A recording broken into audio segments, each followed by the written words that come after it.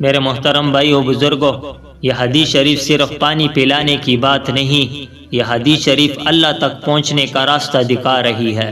سراقہ بن مالک رضی اللہ عنہ آتے ہیں نبی کریم صلی اللہ علیہ وسلم کی خدمت میں، اور اس وقت آتے ہیں جب آپ صلی اللہ علیہ وسلم بیماری کی حالت میں ہیں۔ تو ذرا سوچو میرے بھائیو، نبی کریم صلی اللہ علیہ وسلم خود تکلیف میں ہیں، لیکن امت کے سوال سننے کے لیے دل حاضر ہے۔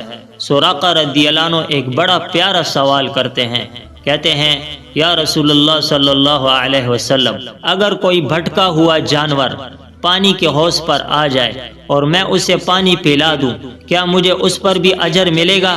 تو میرے بھائیو، یہ سوال ایمان کی گہرائی بتاتا ہے۔ یہ سوال کہہ رہا ہے یا رسول اللہ صلی اللہ علیہ وسلم، کیا اللہ تعالیٰ اتنا مہربان ہے کہ ایک جانور کو پانی پلانے پر بھی اجر دے گا؟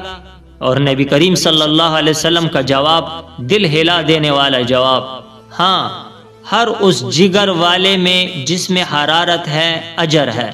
تو میرے بھائیو، اسلام صرف مسجد کا دین نہیں، اسلام مخلوق سے محبت کا دین ہے۔ یہاں نبی کریم صلی اللہ علیہ وسلم نے انسان اور جانور میں فرق نہیں کیا، یہ نہیں پوچھا کہ وہ جانور کس کا ہے، بس فرمایا جہاں زندہ دل ہے، جہاں سانس چل رہی ہے، وہاں اللہ تعالیٰ کا اجر رکھا ہوا ہے۔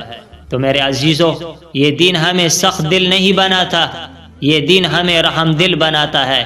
پانی پلانا چھوٹا عمل لگتا ہے، لیکن اللہ تعالیٰ کے ہاں یہ عمل وزندار ہے۔